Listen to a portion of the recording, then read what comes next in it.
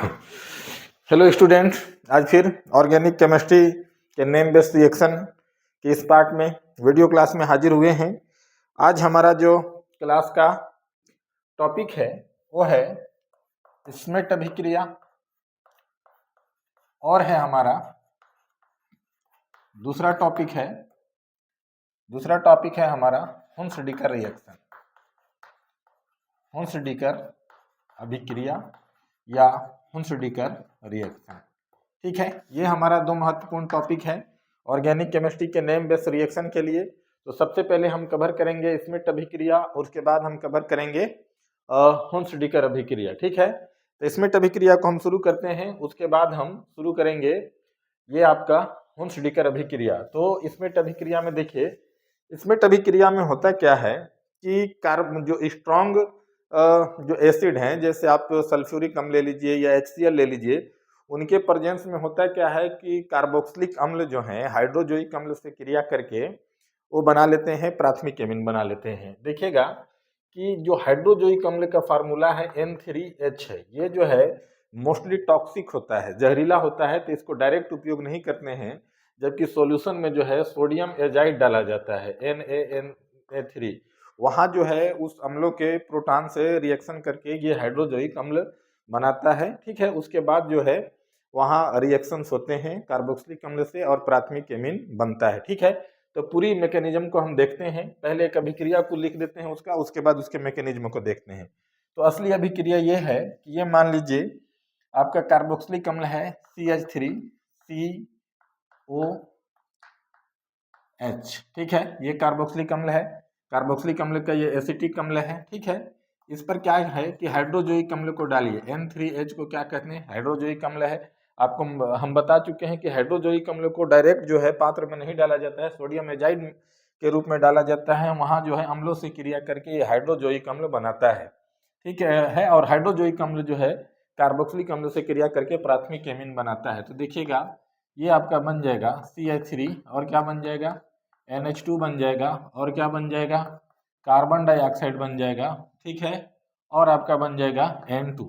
ठीक है, ये प्राथमिक एमीन बन गया, मेथिल एमीन बन गया। ठीक है, अब इसके मैकेनिज्म को देखते हैं कि पूरी अभिक्रिया होती कैसे है ना। तो देखिए होता क्या है, आपको हम बता दिए हैं कि स्ट्रॉन्ग सल्फ्यूरिक अम्ल या HCl दोनों में से किसी का भी आप इस्तेमाल कर सकते हैं, उपयोग कर सकते हैं। तो देखिएगा इसके प्रोसेस को पूरा डिटेल देखिएगा। ये है सल्फ्यूरिक अम्ल, सल्फ्यूरिक अम्ल का जो ग्राफिक फार्मूला है हम ऐसे लिखते हैं। मैं यहाँ इलेक्ट्रॉनों को दिखा दे रहा हूँ क्योंकि आगे उपयोग होगा। तो सबसे पहले क्या होता है कि जो एसिटिक अम्ल है या जो कार्बोक्सिलिक अम्लीय हैं, कोई भी ले सकते हैं इसमें। ठीक है, तो यहाँ पास जो है पहला इसका प्रोटोनेशन होता है, मतलब इसमें हाइड्रोजन आयन जुड़ता है। तो हाइड्रोजन आयन को 2 इलेक्ट्रॉन की जरूरत है, तो यहाँ से ये इलेक्ट्रॉन इसको मिलता है। जब इलेक्ट्रॉन यहाँ से इसको मिलता है तो देखिएगा क्या आगे हो जाता है CH3C और यहाँ हो जाएगा OH और ये H। आप देख रहे हैं कि ऑक्सीजन के द्वारा इलेक्ट्रॉन दिया गया है, तो ऑक्सीजन पर जो है पॉजिटिव चार्ज आ जाता है। कौन सा चार्ज आ जाता है, पॉजिटिव चार्ज आ जाता है। इस पॉजिटिव चार्ज को खत्म करने के लिए यहाँ से जो ये बंध जो होता है रिप्लेस होता है किसकी ओर, ऑक्सीजन की ओर होता है।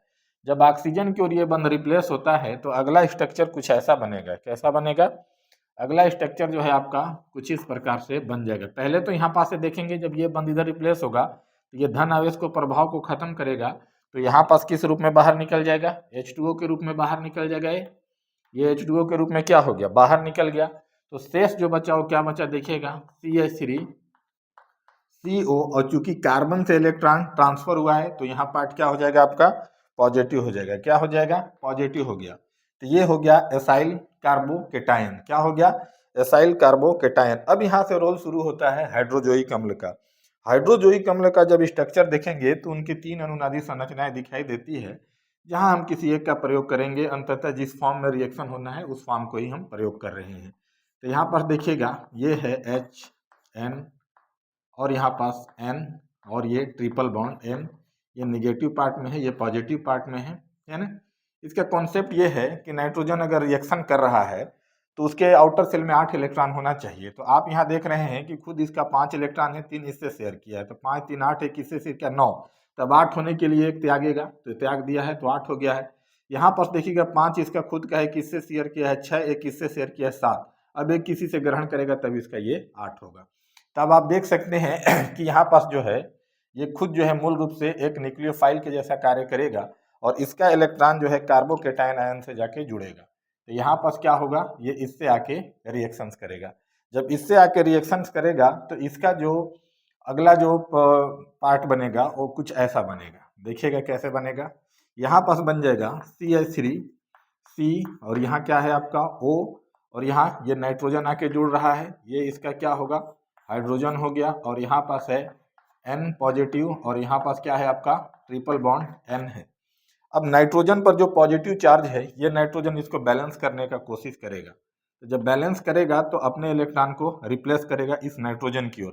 तो आप देखेंगे ये बंध खत्म हो जाएगा, तो ये क्या हो जाएगा N2 हो जाएगा। तो यहाँ पास जब N2 हो जाएगा तब ये N2 क्या हो जाएगा बाहर निकल जाएगा, जो ये कंपोनेंट था ये, ठीक है। जब ये बाहर निकल जाएगा तो अब जो स्ट्रक्चर बनना है आपके सामने देखियो कैसे बन जाएगा।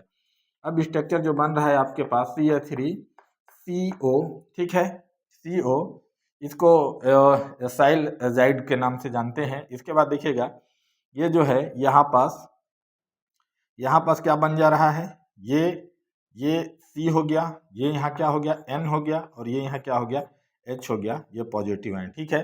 इसको इमिडियम आयन बोलते हैं, ठीक है। उसके बाद होता क्या है कि यहाँ पास इसका पुनर्व्यवस्थापन होता है, रीअरेंजमेंट, ठीक है। रीअरेंजमेंट जो है कई प्रकार से होते हैं जिसमें कर्टियस वगैरह भी है, इसमें रीअरेंजमेंट है। तो इस प्रोसेस के लिए या इसको जानने के लिए एक अलग से हम वीडियो आपके लिए बनाएंगे, ठीक है। जब यहाँ रीअरेंजमेंट होगा पुनर्व्यवस्थापन होगा, है ना, रीअरेंजमेंट होगा यहाँ पास रीअरेंजमेंट। तो जब रीअरेंजमेंट होगा तो यहाँ जो अब स्ट्रक्चर जो बनना है कुछ ऐसा बन जाएगा CH3, ठीक है, N और ये हो जाएगा C और ये हो जाएगा O। यहाँ से डीप्रोटोनेशन हो जाएगा, यहाँ से प्रोटॉन बाहर निकल जाएगा, ठीक है। इसका नाम है मिथाइल आइसोसाइनाइड। क्या नाम है इसका, मिथाइल आइसोसाइनाइड। अब देखिएगा इसको हाइड्रोलिसिस करवाइए। जब इसका हाइड्रोलिसिस करवाएंगे तो का प्रोसेस देखिएगा क्या होगा। हाइड्रोलिसिस मतलब जल के अणु को ऐड करना। तो जल के अणु को ऐड करेंगे तो H पॉजिटिव OH निगेटिव ये आयन देता है। हम डायरेक्ट इसको नहीं कर रहे हैं, डायरेक्ट करेंगे तो आपको कई प्रोसेस इसमें समझ में नहीं आएगा। एक लंबी प्रोसेस के माध्यम से हम करते हैं तो आपको ज़्यादा आसानी से ये समझ में आएगा, ठीक है। तो देखिएगा होगा क्या कि कार्बन का जो यहाँ इलेक्ट्रॉन है नाइट्रोजन की ओर रिप्लेस होगा। जब नाइट्रोजन की ओर पाई इलेक्ट्रॉन रिप्लेस होगा तो स्ट्रक्चर जो बनेगा वो देखिएगा क्या हो जाएगा। स्ट्रक्चर जो आपका बनेगा अब वो बन जाएगा CH3 और क्या बन जाएगा ये N और ये क्या बन गया ये यहाँ C और यहाँ है डबल बॉन्ड O। तो जब रिप्लेस हुआ है तो ये पार्ट क्या हो गया है पॉजिटिव और ये पार्ट क्या हो गया है निगेटिव। तो आप यहाँ पास ये देखें कि यहाँ पास जैसा ही आप आएंगे तो अगला स्ट्रक्चर क्या बनेगा देखिएगा।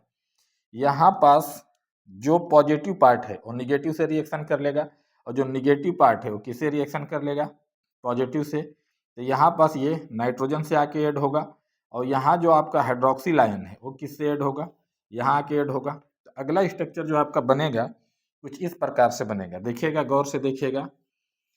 अगला स्ट्रक्चर जो है आपका CH3 और ये क्या है N है, ठीक है, यहाँ तक समझ गए हैं। यहाँ आके हाइड्रोजन आयन जुड़ा है ये भी आप समझ गए हैं। यहाँ पास आपका C है, यहाँ पास आके क्या आपका जुड़ेगा OH जुड़ेगा ये भी कंफर्म है। फिर यहाँ पास क्या आ जाएगा ये यहाँ जुड़ जाएगा। ये भी बात क्लियर हुआ। अब आगे देखिएगा ये बात पूरा क्लियर हो गया है, यहाँ तक आप समझ गए हैं। अब देखिएगा यहाँ पास से क्या होगा, आगे गौर से देखेंगे आप और आगे गौर से देखेंगे OH यहाँ आके जुड़ गया है ये O है। यहाँ से इसका इलेक्ट्रॉन जो है इधर रिप्लेस होगा। जब इसका इलेक्ट्रॉन इधर रिप्लेस होगा तब का स्ट्रक्चर देखिएगा क्या हो जाएगा। तब का स्ट्रक्चर जो हो जाएगा कुछ ऐसा हो जाएगा CH3 और क्या हो जाएगा ये है आपका N, यहाँ क्या लगा है H और यहाँ पास अब आ जाएगा CO निगेटिव और यहाँ से ये क्या है H पॉजिटिव के रूप में बाहर अभी उपलब्ध है, ठीक है। और यहाँ पास आपका जो स्ट्रक्चर अब बन गया है ये डबल बॉन्ड O है। तब ये तो तो अनस्टेबल है, अनस्टेबल है तो आगे प्रोसेस जो होगा वो देखिएगा क्या होगा। ये CH3 है आपका और ये क्या है आपका N है, यहाँ क्या लगा है हाइड्रोजन लगा है। तो अब यहाँ पास देखिएगा कि ये बंध जो है इलेक्ट्रॉन जो है यहाँ पास इलेक्ट्रॉन डेंसिटी बढ़ गई है, ऋणात्मक देख रहे हैं तो तो ये वाला बंध क्या होगा, इस कार्बन की ओर रिप्लेस होगा, इलेक्ट्रॉन रिप्लेस होगा। जब कार्बन की ओर रिप्लेस होगा तब स्ट्रक्चर जो बनना है वो कैसे हो जाएगा, ये C और ये क्या हो जाएगा O और ये हो जाएगा आपका O। इस चीज को जान रहे हैं आप। अब ध्यान ये देना है कि कार्बन 4 बंध बनाता है और यहाँ कितना है, 5 है। तो यहाँ पास से क्या होगा, अब ये वाला बंध रिप्लेस हो जाएगा। जब ये बंध रिप्लेस हो जाएगा तो नाइट्रोजन पर कौन सा चार्ज आ जाएगा, निगेटिव चार्ज आ जाएगा। निगेटिव चार्ज आ जाएगा तब आगे क्या होना है, CH3 और क्या हो जाएगा, ये N इसका और ये हाइड्रोजन H। अब नाइट्रोजन की ओर आया है तो ये क्या हो गया, निगेटिव। और जब ये बंध टूट गया तो आप यहाँ से देखें क्या बन रहा है, कार्बन डाइऑक्साइड। ये कार्बन डाइऑक्साइड बन गया ना।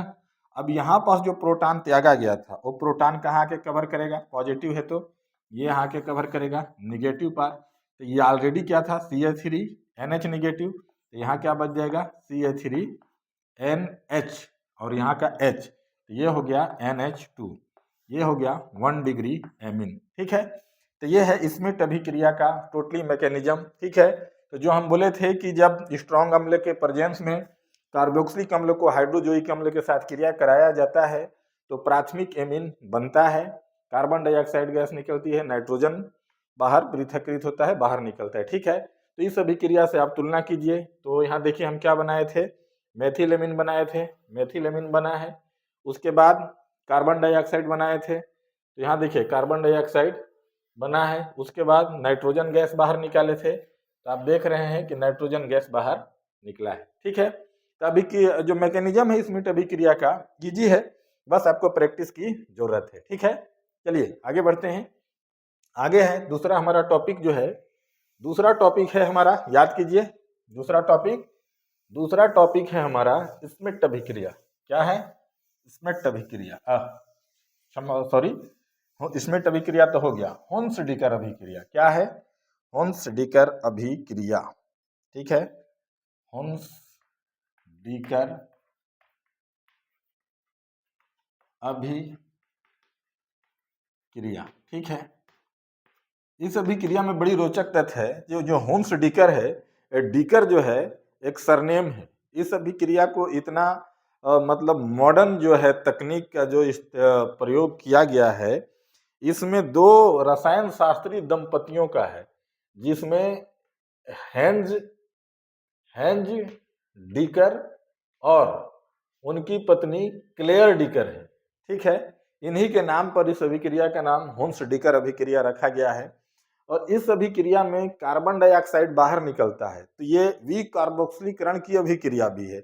और इस अभिक्रिया में ब्रोमीन ऐड होता है, तो ब्रोमीन या क्लोरीन या फिर आपका आयोडीन, जो आप हेलोजन के रूप में ले लीजिए, वो ऐड होता है।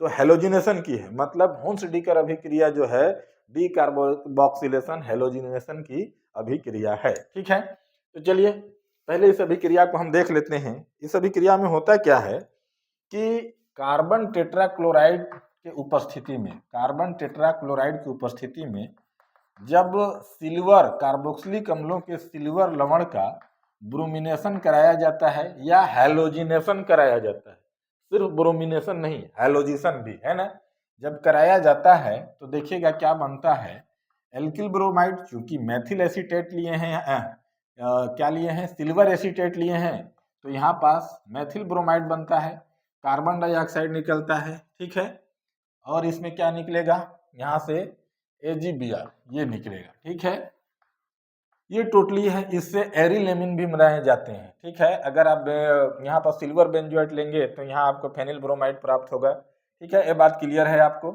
इसके हम मैकेनिज्म को देखते हैं। इसका मैकेनिज्म बहुत ईजी है, अभी आप जो वीडियो क्लास में इसी पार्ट में आप जो देखे स्मिथ अभिक्रिया, उसके तुलना में तो बहुत ही ईजी है, लेकिन थोड़ा सा ज़्यादा कॉन्सेप्चुअल है। तो देखिएगा इसके कॉन्सेप्ट को हम देखते हैं, इसके कॉन्सेप्ट को गौर से देखिएगा। होता क्या है कि जब इसका आप ग्राफिक फार्मूला लिखते हैं तो कुछ ऐसा लिखते हैं, ये O है, ये OAg है। ठीक है, इसका जब आप अध्ययन करते हैं तो ये जो सिल्वर है मोस्टली इलेक्ट्रोपॉजिटिव और ऑक्सीजन जो है मोस्टली इलेक्ट्रोनेगेटिव है। मतलब क्या है, ये क्या है, ध्रुवित है एक तरीके से। ठीक है, तो जब ये Ag पॉजिटिव आयन जो है ब्रोमीन के संपर्क में आता है, मैं हेलोजन के रूप में ब्रोमीन लिया हूं, तो ब्रोमीन जो अणु है कुछ इसका बंध ऐसा है, तो अगर इन बंधों का अगर क्लीवेज होगा, विदलन होगा, तो हमेशा क्या होगा, होमोलाइटिक होगा। मतलब यहाँ पास इलेक्ट्रॉन जो आप देख रहे हैं, अपना जो इलेक्ट्रॉन इन लोग शेयर किए हैं, ये इस ब्रोमीन का इलेक्ट्रॉन है, ये इस ब्रोमीन का इलेक्ट्रॉन है। यहाँ पास इसका जो विखंडन होना चाहिए था, समान विखंडन होना चाहिए था, होमोलैटिक क्लीवेज होना चाहिए था, लेकिन होमोलैटिक क्लीवेज नहीं होता है, इसमें हेट्रोलैटिक क्लीवेज होता है। मतलब एक ब्रोमीन का इलेक्ट्रॉन जो है दूसरे ब्रोमीन की ओर आ जाता है, तो एक निगेटिव हो जाता है और एक क्या हो जाता है, पॉजिटिव हो जाता है। ये ऐसा क्यों होता है, ये इसके प्रभाव में होता है। ये जो सिल्वर आयन है, ये ब्रोमीन अणु को क्या कर देता है, ध्रुवित कर देता है। थोड़ा सा इसको समझने के लिए मैं भौतिक विज्ञान के विद्युत प्रेरण का सहारा ले रहा हूं, आप गौर से देखिएगा। विद्युत प्रेरण का सहारा ले रहा हूं। मान लीजिए कि कोई एक पॉजिटिव चार्ज का कोई वस्तु है, ये पॉजिटिव चार्ज का क्या है, कोई वस्तु है, इसके पास एक उदासीन अणु ले आते हैं, या उदासीन धातु या कुछ भी ले आते हैं, या परावैद्युत पदार्थ ले आते हैं। तो विद्युत प्रेरण की क्रिया के द्वारा हम देखे हैं कि इसके ऋणात्मक भाग जो है इस धन आवेश से आकर्षित हो जाते हैं इधर, और जो धनात्मक भाग है प्रतिकर्षित होकर कहाँ चले जाते हैं, जस्ट दूर साइड में, दूरवर्ती तल में। विद्युत प्रेरण की क्रिया द्वारा ये क्या हो जाता है, एक तरीके से आवेशित हो जाता है। तो कुछ ऐसा ही होता है कि सिल्वर आयन के प्रभाव में आप ये मान सकते हैं कि ब्रोमीन के इलेक्ट्रॉन डेंसिटी एक और बढ़ जाता है और एक और इलेक्ट्रॉन डेफिशिएंसी कर देता है। मतलब एक ब्रोमीन परमाणु पर इलेक्ट्रॉन का घनत्व बढ़ जाता है और एक पर घट जाता है। जैसे इसमें आधे में इलेक्ट्रॉन का घनत्व बढ़ गया है और आधे में इलेक्ट्रॉन का घनत्व घट गया है। लेकिन फिजिक्स में इसको विद्युत प्रेरण बोलते हैं, और इसको केमिस्ट्री में जो है आणविक ध्रुवीकरण या मॉलिक्यूलर पोलराइजेशन शब्द के नाम से जाना जाता है। इस चीज को इतना आप जान गए, तब आगे हम बढ़ते हैं। जब आगे बढ़ेंगे तब देखिएगा कि जब ऐसा स्ट्रक्चर बन गया कि एक ब्रोमीन जो है पॉजिटिव में आ गया, किसके वजह से, हेट्रोलाइटिक विखंडन की वजह से या क्लीवेज की वजह से, तो देखिएगा क्या हो जाएगा कि एक AgBr के रूप में तो बाहर निकल गया। तो जब ये पॉजिटिव है तो ये सिरा निगेटिव है, तो अगला स्ट्रक्चर आपका क्या बन जा रहा है, Cl3CO, और ये O निगेटिव है, तो जो धनात्मक ब्रोमीन है वो यहाँ पास आके जुड़ जाएगा। ठीक है, ये बात भी क्लियर हो गया।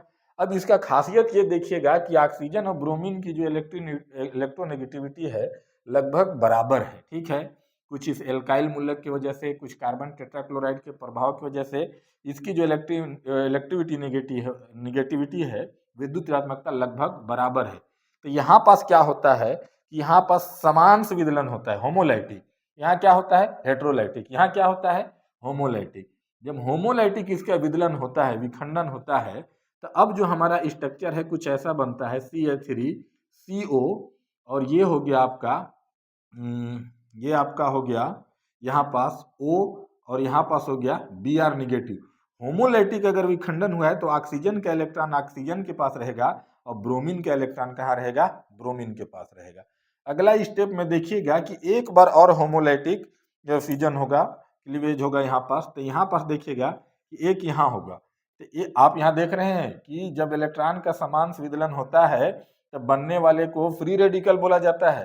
तो ये एक फ्री रेडिकल है कि फ्री रेडिकल है, मतलब जो हुंस-डीकर अभिक्रिया है वो मुक्त मूलक माध्यम से हो रही है। ठीक है, तो एक मुक्त मूलक यहाँ बन जाएगा, Cl3 डॉट, मतलब अपने हिस्से के इलेक्ट्रॉन को ये ले चुके हैं, प्लस यहाँ पास देखिएगा ये जब इसका इलेक्ट्रॉन छोड़ दिया गया है, ये इलेक्ट्रॉन इसका है, ये मिथाइल ग्रुप का है, तो एक इलेक्ट्रॉन इसका यहाँ है, एक इलेक्ट्रॉन इसका यहाँ है, और यहाँ पास आपका क्या है, Br निगेटिव है। एक मुक्त मूलक ये है, तो ये मुक्त मूलक इससे रिएक्शन कर लेता है, तो ये क्या बना लेता है, आप गौर से देखिएगा, ये बना लेगा आपका CO2। ये बात कंफर्म हुआ। उसके बाद देखिएगा Cl3Br, अब यहाँ पास ये एक मुक्त मूलक का इलेक्ट्रॉन है, एक इसका है, तो ये आपस में बंध बना लेते हैं। तो अगला स्ट्रक्चर क्या हो जाएगा, CO, मतलब क्या, CO2। देखिए तो आपने अभिक्रिया में क्या क्या किया है, आपने इसमें मेथिल ब्रोमाइड बनाया है, मेथिल ब्रोमाइड, यहाँ Cl3 और Br मिलके बन गया है। इसमें कोई बताने की बात नहीं है, एकदम इजी वे में हम गए हैं। तो ये हो गया हमारा मेथिल ब्रोमाइड, क्लियर हुआ। कार्बन डाइऑक्साइड बना है, तो ये हो गया हमारा कार्बन डाइऑक्साइड, एकदम इजी वे में। सिल्वर ब्रोमाइड बना है, यहाँ सिल्वर ब्रोमाइड बाहर निकला है। ठीक है, तो आप देखिए स्मिट अभिक्रिया का मैकेनिज्म और आप देखिए हुंस-डीकर अभिक्रिया का मैकेनिज्म, सिर्फ गौर से देखिए और बड़ी धैर्य से और कॉन्सेंट्रेट होकर पढ़िए, तो निश्चित रूप से सारे मैकेनिज्म को आप जान जाएंगे। ठीक है, अगले वीडियो में कुछ और टॉपिक, महत्वपूर्ण टॉपिक लेकर हम उपलब्ध होंगे। अगर ये आपका वीडियो क्लास आपके लिए उपयोगी है तो अंसारी एजुकेशन चैनल को लाइक कीजिए, सब्सक्राइब कीजिए, कमेंट कीजिए, और अगर कोई प्रॉब्लम है तब भी कमेंट कीजिए। पूरा कोशिश किया जाएगा कि आपके प्रॉब्लम को, डाउट को दूर किया जाएगा। तब तक के लिए थैंक यू वेरी मच।